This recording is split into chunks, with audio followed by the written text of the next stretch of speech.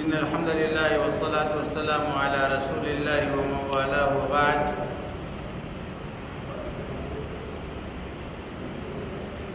بھائیوں، دوستوں اور بزرگوں، آج صرف 2 صورتوں کی تلاوت ہو سکی ہے. سورہ انبیاء کی، جس میں تقریباً 112 آیتیں ہیں، اور سورہ حج کی، جس میں تقریباً 78 آیتیں ہیں. اس طرح 190 آیتوں کی تلاوت ہوئی ہے. آئیے ہم اختصار کے ساتھ میں ان آیات میں اللہ رب العزت نے جو احکامات اور پیغامات بنی نوع انسان کو دیے ہیں اس کو سمجھنے کی کوشش کرتے ہیں. سب سے پہلی آیت جو 17ویں پارے کی پہلی آیت بھی ہے اور سورہ انبیاء کی پہلی آیت ہے کہ اقترب للناس حسابهم وهم فی غفلۃ معرضون، کہ لوگوں کے لیے اب ان کے حساب کتاب کا وقت قریب آنا پہنچا، اور لوگ ہیں کہ ابھی غفلت میں پڑے ہوئے ہیں، سو رہے ہیں، یعنی ان کو حساب کتاب کی تیاری کی فکر نہیں ہے. مراد اس سے قیامت ہے.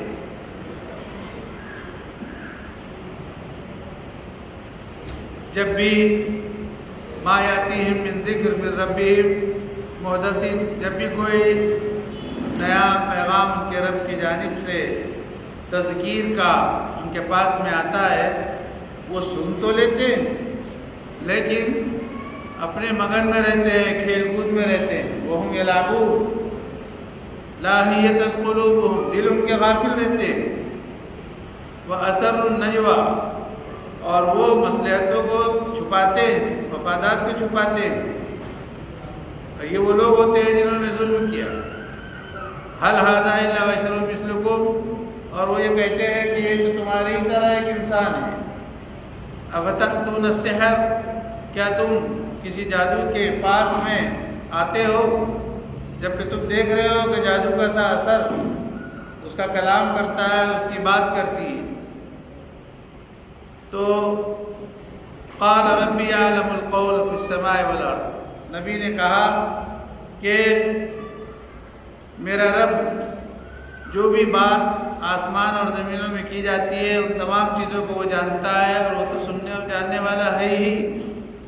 تو یہ لوگ یہ کہتے ہیں، مراد اس سے مشرکین ہیں، کافرین ہیں،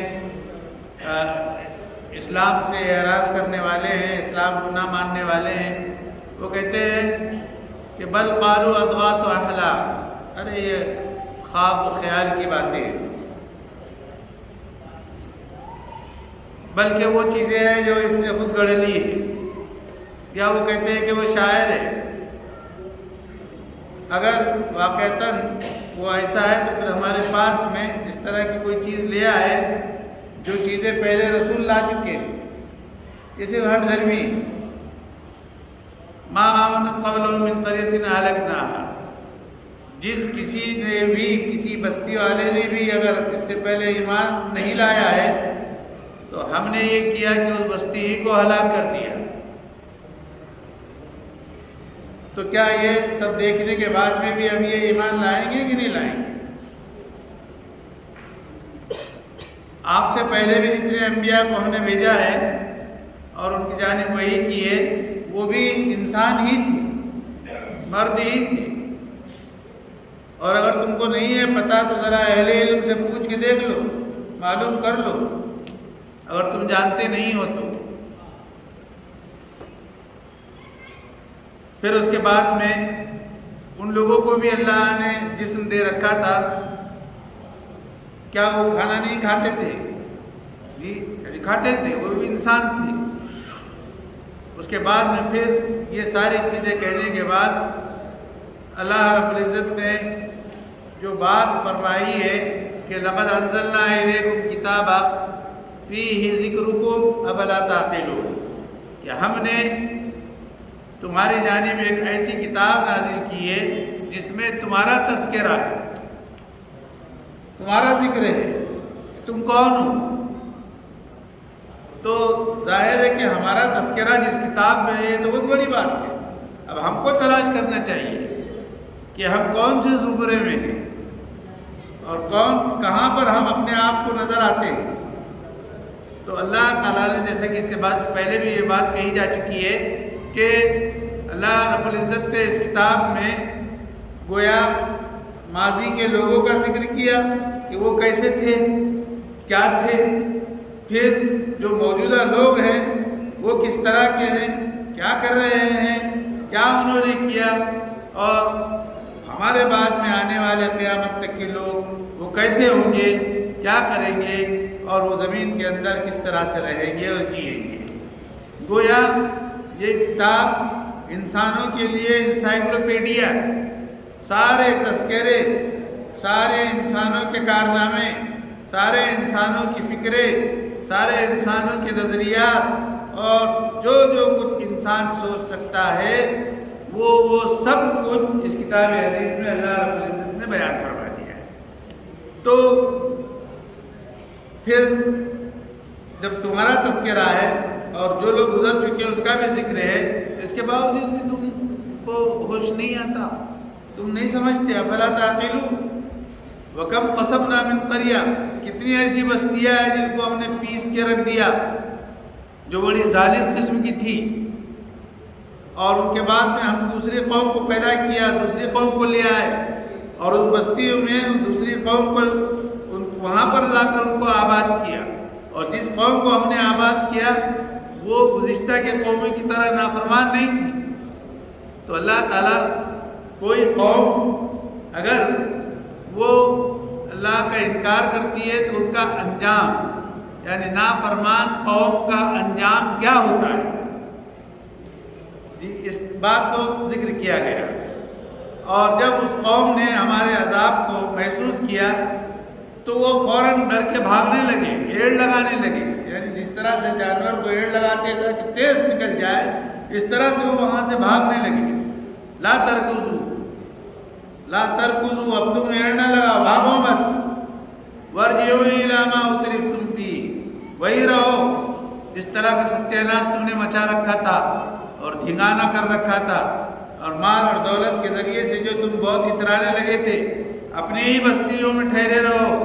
لعلکم تسألون، تم سے ان تمام چیزوں کے بارے میں پوچھا جائے گا اور سوالات کیے جائیں گے.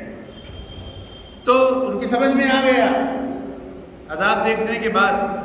تو انہوں نے کہا یا ویلنا، افسوس ہم پر کہ ہم سب ظالم قوم واقع ہوئے.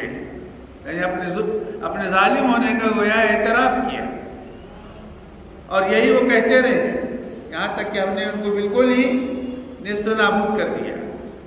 اور جو کچھ بھی ہم نے آسمان اور زمین کو بنایا ہے، ہم نے پیدا کیا زمین و آسمان کی تخلیق، اور جو کچھ اس کے درمیان میں ہے، یہ کوئی کھلواڑ والی چیز نہیں ہے، بلکہ اللہ کی تدبیر کے مطابق اس کی تخلیق ہوئی ہے.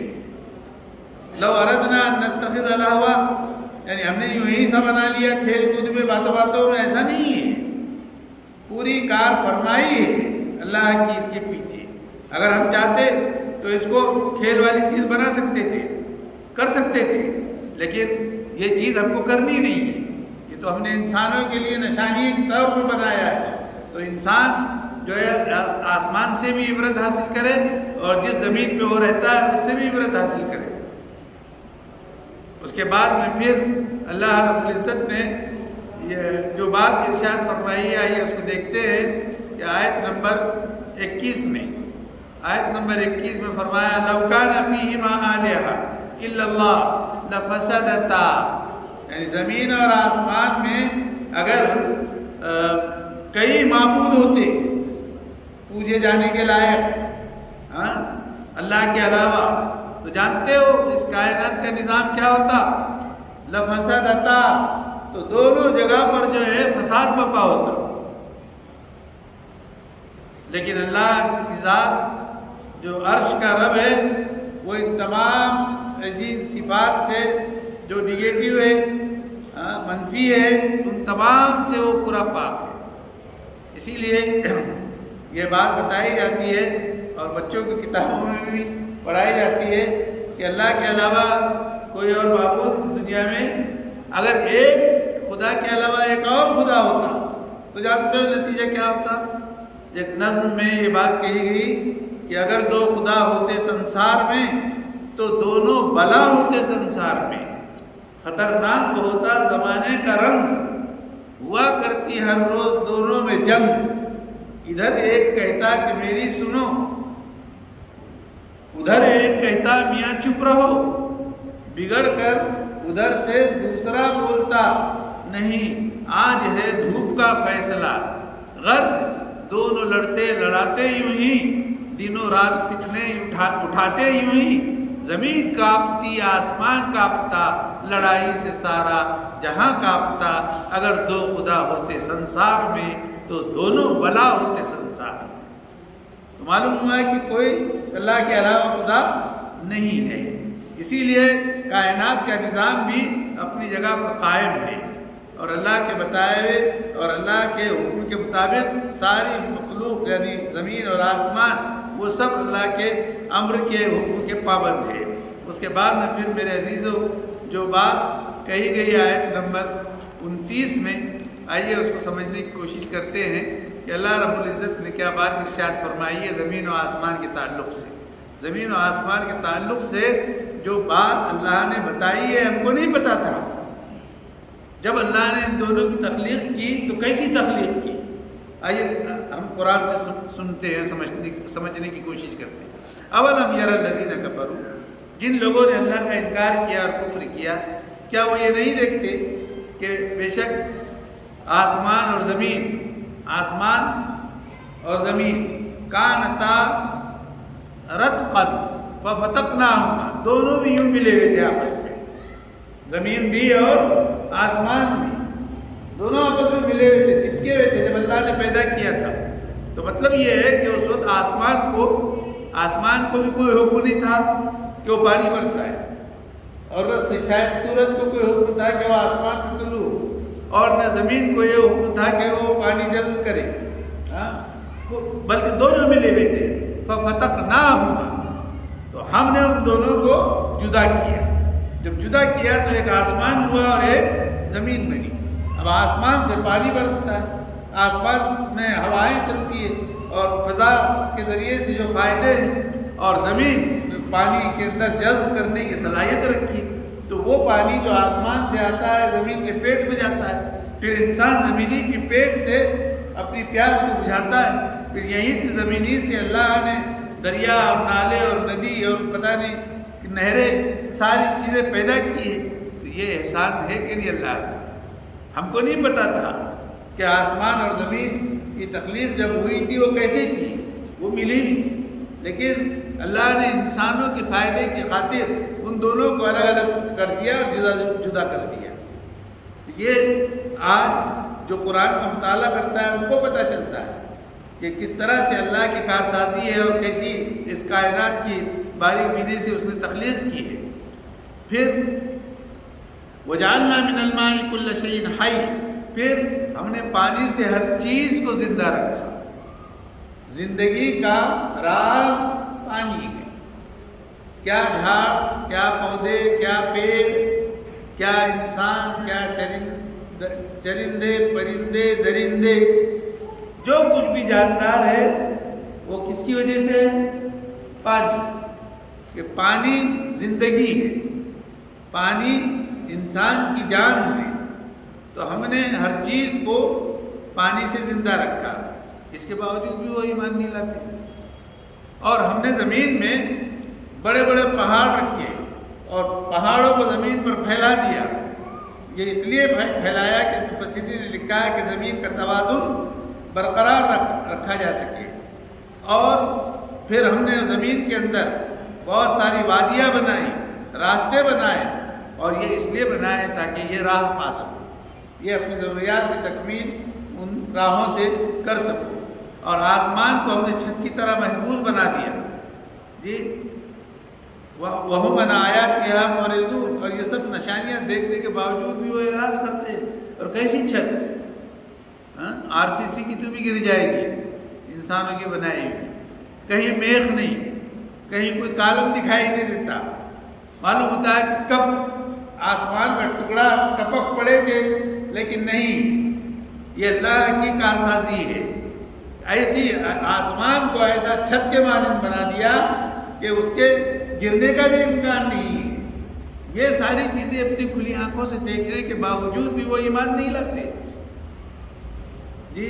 پھر اس کے بعد میں اس نے رات کو اور دن کو، سورج کو اور چاند کو، ہر ایک کو پیدا کیا، اور ہر ستارہ اور سیارہ اپنے مدار میں وہ جو ہے تیر رہا ہے۔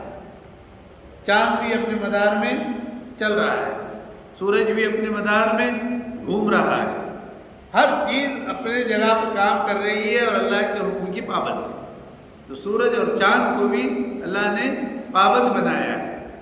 اور اس کے بعد کل نفس ذائقۃ الموت، پہلے پانی سے ہر چیز کو زندگی بخشی، اب زندگی پا لیا اگر کسی نے تو اس کو معلوم ہونا چاہیے کہ ہر وہ چیز جو سانس لیتی، زندہ رہتی ہے، جس کے اندر جان ہے، روح ہے، بالآخر اس کو کیا آنی ہے؟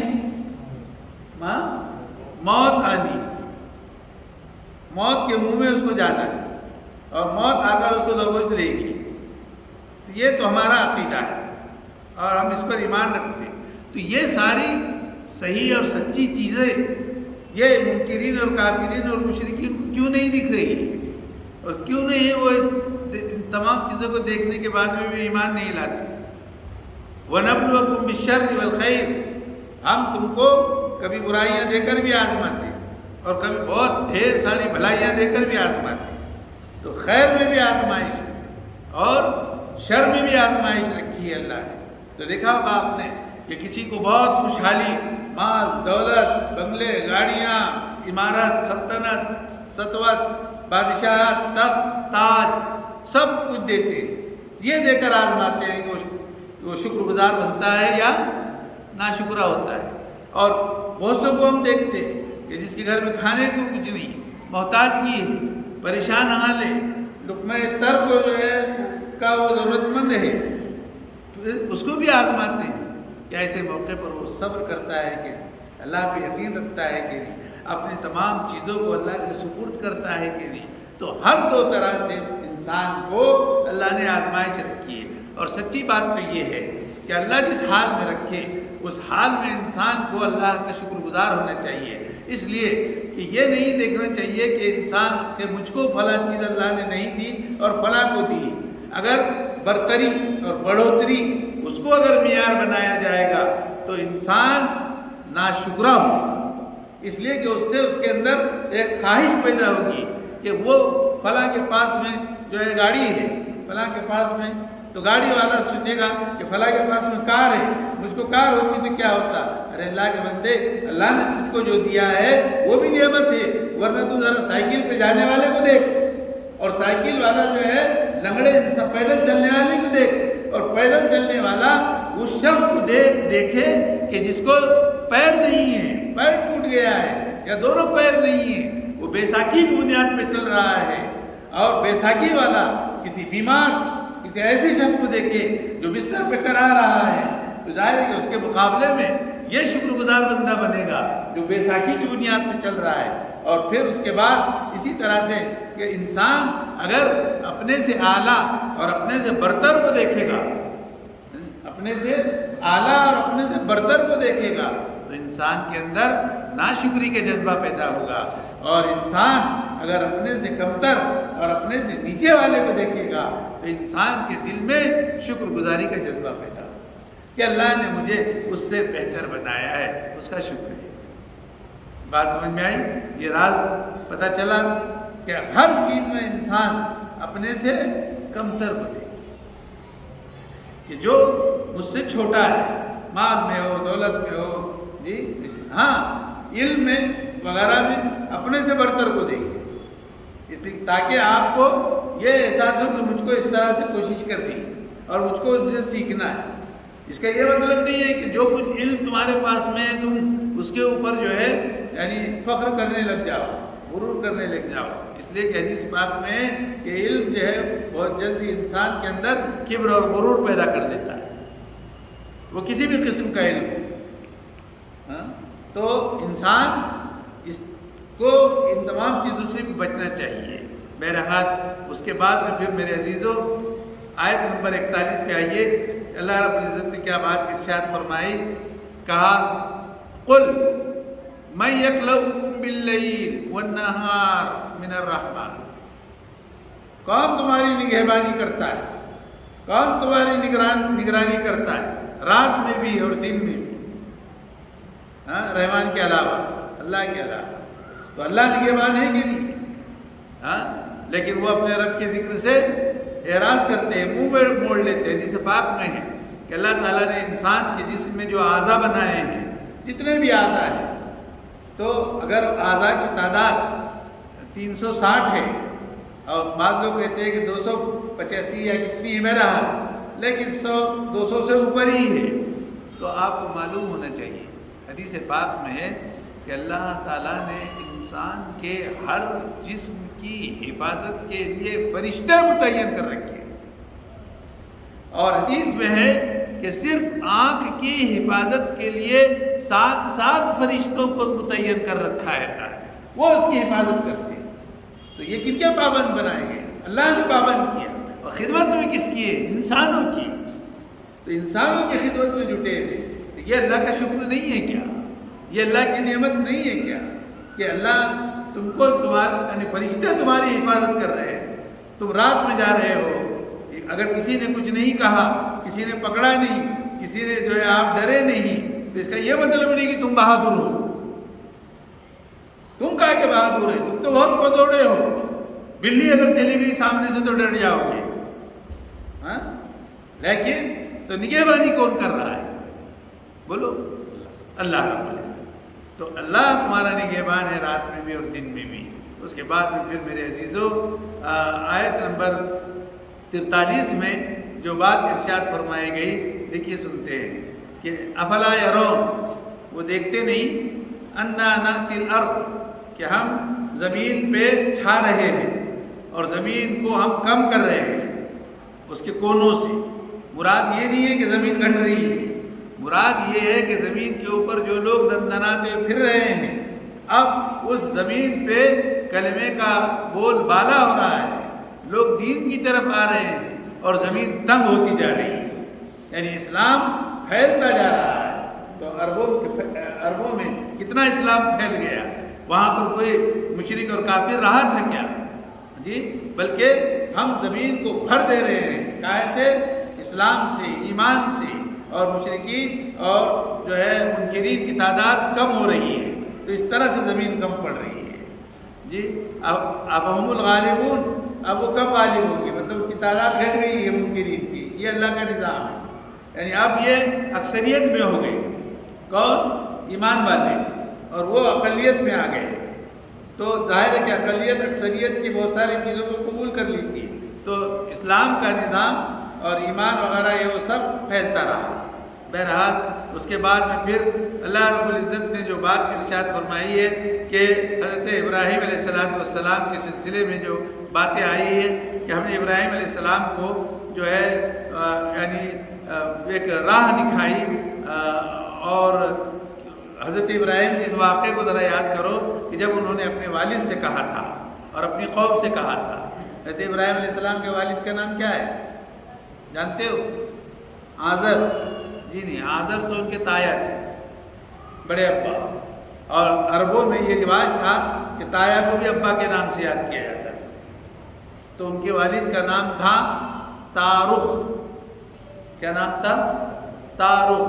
تو جب انہوں نے اپنے والد سے کہا، اب والد میں وہ ان کے حقیقی والد بھی ہو سکتے ہیں یا ان کے تایا بھی ہو سکتے ہیں، اور اپنے قوم ما هذه التماثيل التي انتم لها عاکفون، یہ کیا سب بت ہیں، یہ سب کیا جو ہے آپ کے تصویریں ہیں یا یہ بت گری ہے کیا کہ تم نے ان کو کھڑا کر دیا اور تم اس کے سامنے جھکنے لگ گئے اور سجدے کرنے لگ گئے اور رکوع اور سجود کرنے لگ گئے. کس نے کہا؟ حضرت ابراہیم علیہ السلام.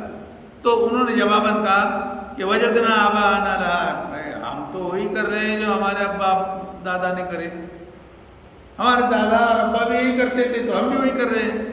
تو اسلام کے اندر بہت ساری چیزیں اور بہت سارے ایسے رسومات جن کا تعلق قطعی اسلام سے نہیں ہے، یہ رسومات در حقیقت نسل در نسل منتقل ہوتی آ رہی ہے، اور وہ اس کو سمجھتے ہیں کہ وہ یحسبون انہم یحسنون صنعا، وہ یہ سوچتے ہیں کہ ہم بہت بہتر کام کر رہے ہیں، حالانکہ وہ رسومات ہیں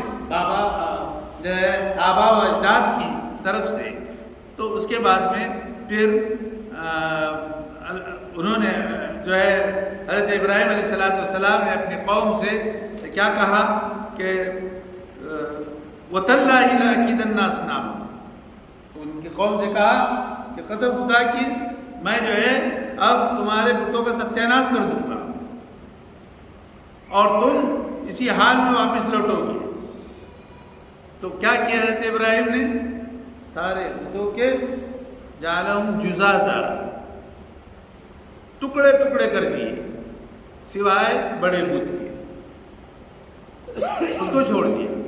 جب ان لوگوں نے جا کے دیکھا کہ اپنا بت خانہ پورا ٹوٹا ہوا پڑا ہوا ہے، ہاتھ کدھر، پیر کدھر، سر کدھر، کان کدھر، جو بھی ادھر ادھر، تو قالوا من فعل هذا بآلهتنا، کس بدتمیز نے ہمارے بتوں کے ساتھ میں یہ زیادتی کی ہے؟ وہ بہت ظالم ہے، بہت گناہگار ہے۔ پھر کسی نے بتایا کہ سمعنا فتى، ہم نے ایک نوجوان کے تعلق سے سنا ہے جی، اور اس کو ابراہیم کے نام سے پکارا جاتا ہے، یہ اس نے کیا۔ قالوا فاتوا بھی، قوم کے لوگوں نے کہا پکڑ کے لاؤ اسے، ہاں، اور علی رؤوس الاشہاد لے کر آؤ، لوگوں کے سامنے لے کر آؤ، علی اعین الناس لعلہم یشہدون، تاکہ وہ بھی جو ہے گواہ رہے کہ اس نے کیا ہے۔ قالوا، تو اب لوگوں نے پوچھا کس سے؟ حضرت بولو ابراہیم علیہ السلام، اَأَنْتَ فَعَلْتَ هَذَا بِآلِهَتِنَا یا ابراہیم، ایسے تھوڑی پوچھا ہوں گا، میں ڈانٹ کے پوچھا ہوں گا، اَأَنْتَ فَعَلْتَ هَذَا بِآلِهَتِنَا یا ابراہیم، کیا تم نے ہمارے بتوں کے ساتھ میں یہ سب کیا ہے ابراہیم؟ حضرت ابراہیم نے بہت نرم لہجے میں کہا بل فعلہ کبیرہم، یہ ان کے بڑے نے کیا ہے۔ اب یہاں جو جواب دیا، یہاں مفسرین نے بہت ساری باتیں لکھی ہیں، اتنا وقت نہیں ہوتا ہے ہمارے پاس، لیکن جواب ایسا دیا مسکن کہ ان کے بڑے نے کیا ہے۔ اب بڑے سے مراد ظاہر ہے کہ اللہ کی ذات سے، اور بڑے سے مراد نبی، چونکہ قوم میں سب سے بڑا ہوتا ہے، تو گویا اس نے کیا ہے، جو بڑا ہے، جو نبی ہے، جس کو اللہ نے نوازا ہے۔ اور ان کے طرف یہ خیال گیا کہ یہ بت چلنے پھرنے کے لائق ہو گئے تھے شاید، اور ان میں جو بڑا ہے ان نے سب کو کوٹ کے رکھ دیا، یہ بھی سینس جو ہے ان کی طرف گئے۔ تو جواب ایسا دیا کہ کئی مفہوم اس سے ادا ہوتے تھے، تو اور پھر ان کے اس ذہن کو منتقل کرنے کے لیے صحیح سمت کی جانب فاسألوہم ان کانوا ینطقون، پوچھ کے دیکھو ان سے، اگر وہ بات کر سکتے ہو تو وہ بولے کہ کس نے کیا تھا، ان کو معلوم ہے کس نے کہا تھا، پوچھ لو۔ بہرحال وہ لوٹ گئے ہاتھ ملتے ہوئے، افسوس کرتے ہوئے، اور وہ شرمندہ تھے۔ ثم نکسوا علی رؤوسہم لقد علمت ما هؤلاء ينطقون، جی ان کو پتہ چل گیا کہ یہ بولتے نہیں ہیں۔ قال، تو حضرت ابراہیم نے فرمایا اتعبدون من دون اللہ، تو کیا پھر تم اللہ کے علاوہ کسی کی عبادت کرتے ہو، اور اس کی جو نہ تم کو ذرہ برابر کوئی نفع پہنچا سکتا ہے نہ نقصان پہنچا سکتا ہے؟ اف لکم، تف ہے تمہاری زندگی پر، وَلِمَ تَعْبُدُونَ مِن دُونِ اللَّهِ، اللہ کے بندو اللہ کے علاوہ کیوں کسی اور کو پوچھتے ہو؟ افلا تعقلون، بدھی نہیں رکھتے ہو کیا؟ سوجھ بوجھ نہیں ہے تمہارے پاس؟ تو لوگوں نے کہا کہ بہت بول رہا ہے، کون؟ حضرت ابراہیم کا حرقو، جھونک دو اس کو آگ میں، وانصروا آلہتکم، اور اپنے بتوں کی مدد کرو یہ کام کر کے۔ دیکھو یہ پوری فکر ایسی ہے اسی ٹائپ کی فکر ہے۔ قرآن کریم ہر وقت کے حالات کے ساتھ ساتھ بتاتا ہے۔ یہ بالکل موجودہ صورتحال کی عکاسی ہوتی ہے۔ اگر تم کر سکتے ہو تو یہ کرو۔ تو انہوں نے کیا کیا؟ تیاری کر لی، آگ جلا دی اور حضرت ابراہیم کو اس میں جھونک دیا۔ ہم نے کیا کیا؟ ہم نے اپنا کام کیا۔ اللہ فرما رہے ہیں یا نار اے آگ کونی بردم و سلام،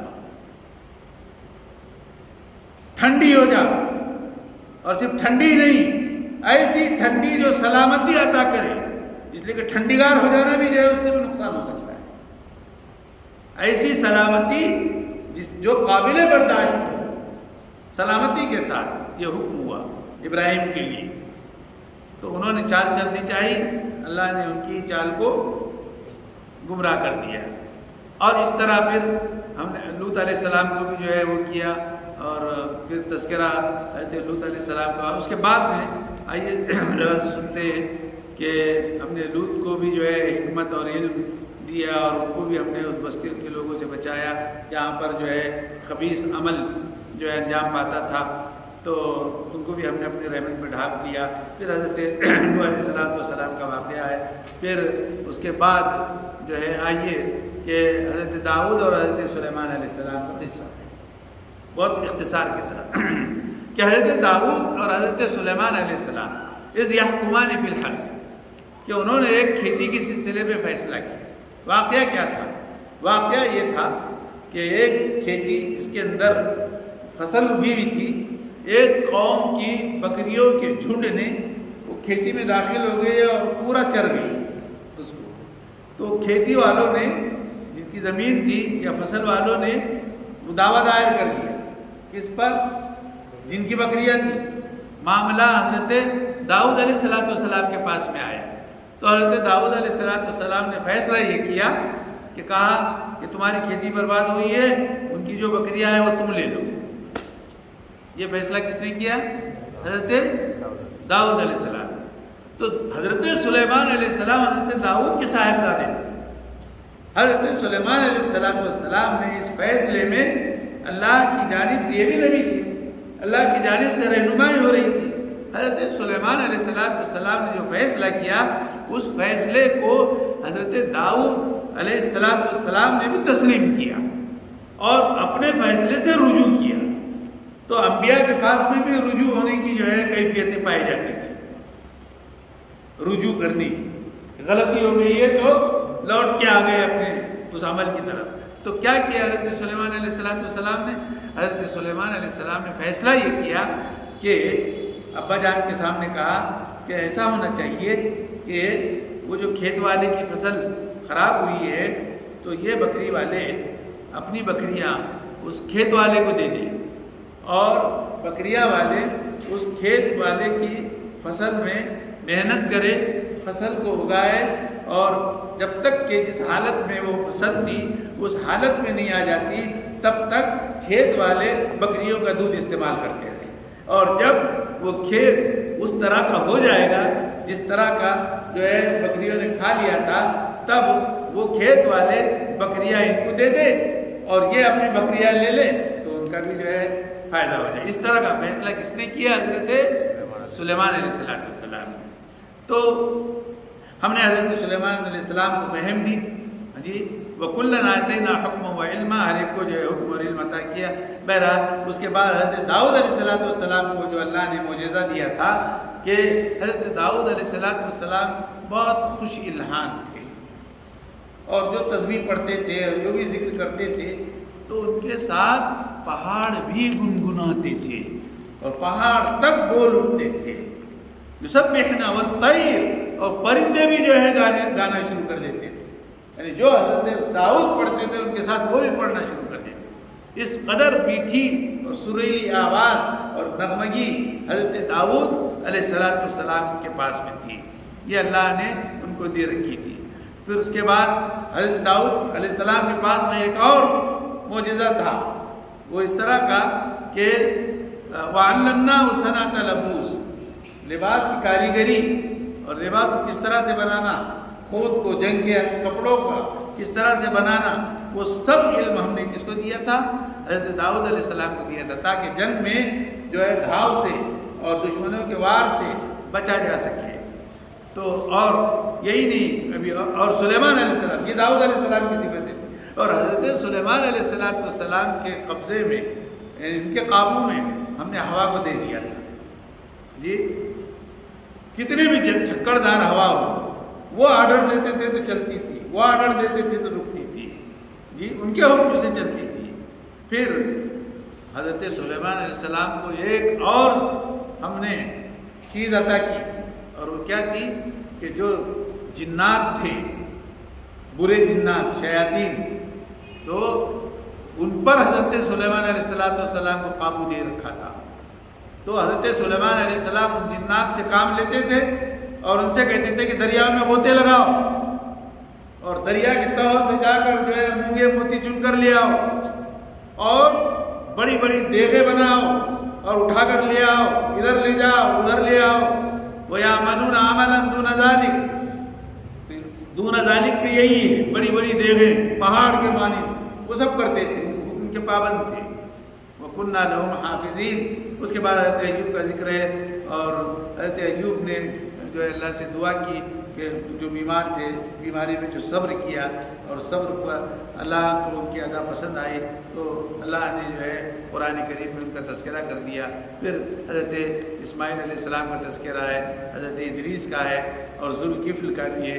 ذوالکفل کے بارے میں مفسرین نے لکھا ہے کہ وہ یا تو نبی تھے یا شاید وہ کوئی بہت اللہ والے تھے، تو اللہ نے جو ہے ان کا نام لے کر ذکر کیا ہے، اور تفصیلات بھی ہیں، لیکن اس وقت موقع نہیں۔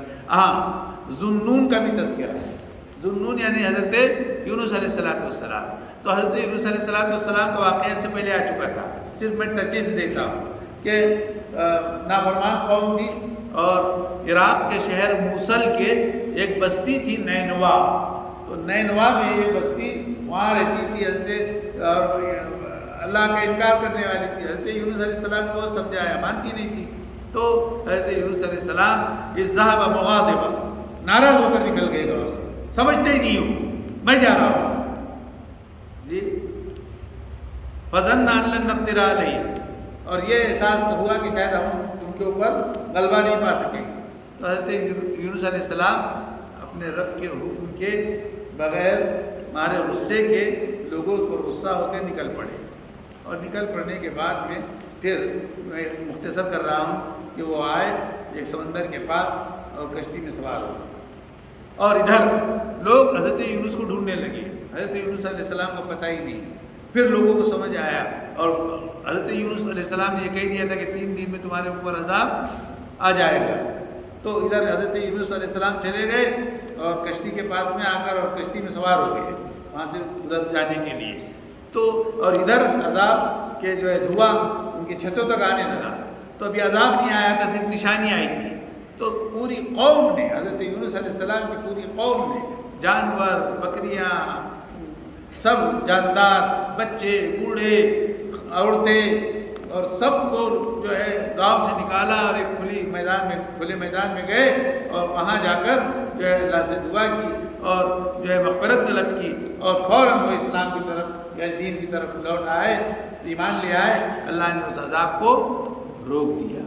اور ادھر حضرت یونس علیہ السلام کشتی میں سوار ہو گئے، تو کوئی ایسی بات ہو گئی کہ کشتی، کسی نے کہا کہ کشتی میں شاید کوئی غلام یا کوئی بھگوڑا شخص سوار ہو گیا ہے، تو کہا کون ہو سکتا ہے؟ تو قرا ڈالا، تو نام کس کا نکلا؟ حضرت یونس علیہ السلام کا نکلا۔ تو شاید یونس علیہ السلام تو پہنچی ہوئی شخصیت تھی، کا شاید غلطی ہو گئی نکال، پھر دوسرے مرتبہ ڈالا، پھر بھی نام کس کا نکلا؟ حضرت یونس علیہ السلام ہی کا۔ پھر تیسری مرتبہ بھی نکلا، تو اب ظاہر ہے کہ 3 مرتبہ انہی کا نام نکلا قرے میں، تو حضرت یونس علیہ السلام کو سمندر میں ڈال دیا گیا۔ اور ادھر اللہ نے مچھلی کو حکم دیا کہ وہ یونس کو نگل لے، اور نگل کے وہ ہضم نہ کرے بلکہ حفاظت کرے۔ تیرا یہ غذا نہیں ہے، بلکہ یونس علیہ السلام کا تیرا پیٹ مسکن ہے، رہنے کی جگہ ہے۔ اور پھر اللہ نے مچھلی کو، یعنی وہ مچھلی کے پیٹ میں رہے اور پھر ان کو احساس ہوا کہ مجھ سے کیا غلطی ہوئی جی، تو اس غلطی پر کیا پڑھا؟ لا الہ الا انت سبحانک انی کنت من الظالمین۔ اللہ نے توبہ قبول کی۔ ادھر مچھلی کو حکم ہوا، وہ سمندر کے کنارے اس نے حضرت یونس علیہ السلام کو اگل دیا۔ یہ ہے مختصراً۔ تو اس طرح کا واقعہ بھی جو ہے اس کے اندر ذکر کیا گیا ہے۔ پھر میرے عزیزو اس کے بعد آخری آیت جو سورہ انبیاء کی ہے کہ اس کو ہم سن لیتے ہیں اور پھر اپنے درس کو جو ہے اختتام کو پہنچاتے ہیں کہ فَإِن تَوَلَّوْا فَقَدْ آذَنْتُكُمْ عَلَىٰ سَوَاءٍ، اگر تم پھر جاؤ گے تو تم اعلان کر دو، نبی سے مخاطب ہے، تم اعلان کر دو کہ میں تم سب کو آذَنْتُكُمْ، یہ میں اعلان کرتا ہوں تم سب پر، یا میں تم کو اجازت دیتا ہوں۔ وَإِنْ أَدْرِيَ قَرِيبٌ أَمْ بَعِيدٌ، مجھے نہیں پتا، لیکن جس چیز کا تم سے وعدہ کیا گیا ہے وہ فوراً آنے والی ہے کہ دور، مطلب یہاں بھی ان کو اس سے آگاہ کیا گیا ہے، وہ قیامت ہو سکتی ہے یا وہ عذاب ہو سکتا ہے۔ إِنَّهُ يَعْلَمُ الْجَهْرَ مِنَ الْقَوْلِ وَيَعْلَمُ مَا تَكْتُمُونَ، اللہ تعالیٰ تو جو کچھ بھی تم بولو گے اس کو بھی جانے گا اور جو کچھ تم دلوں میں چھپاؤ گے اس کو بھی جانے گا۔ وَإِنْ أَدْرِي لَعَلَّهُ فِتْنَةٌ، جی اور اگر میں یہ جانتا تمہارے دلوں میں کیا ہے تو شاید یہ زمین کے اوپر فساد اور فتنے کا سبب ہوتا۔ جی بہرحال ایک مقررہ وقت تک تمہارے لیے اس دنیا میں رہنا ہے، پھر اس کے بعد میں بالآخر تم کو اللہ کے حوالے ہونا ہے۔ قال رب احکم بالحق، نبی نے کہا اے میرے پروردگار تو حق کے ساتھ میں ان کے درمیان میں فیصلہ فرما۔ وربنا الرحمن المستعان، ہمارا پروردگار تو وہی ہے جو جس کی صفت رحمان کی ہے اور وہی ہے ذات جس سے مدد طلب کی جا سکتی ہے۔ علی ما تصفون، ان تمام چیزوں میں جو کچھ تم بک رہے ہو یا جو کچھ تم کہہ رہے ہو، ان تمام معاملات میں مدد کس کی حاصل کی جا سکتی ہے؟ صرف اور صرف اللہ رب العزت۔ اس کے بعد سورہ حج ہے، لیکن بس ہم یہی رکتے ہیں اور اللہ سے دعا کرتے ہیں کہ اللہ تعالیٰ مجھے آپ کو ہم تمام کو قرآن کریم کے پڑھنے، سمجھنے، عمل کرنے اور اس کے احکامات کو اوروں تک پہنچانے کی توفیق عطا فرمائے۔ ربنا تقبل منا انک انت السمیع العلیم وتب علینا انک انت التواب الرحیم۔ وصلی اللہ تعالی علی محمد وعلی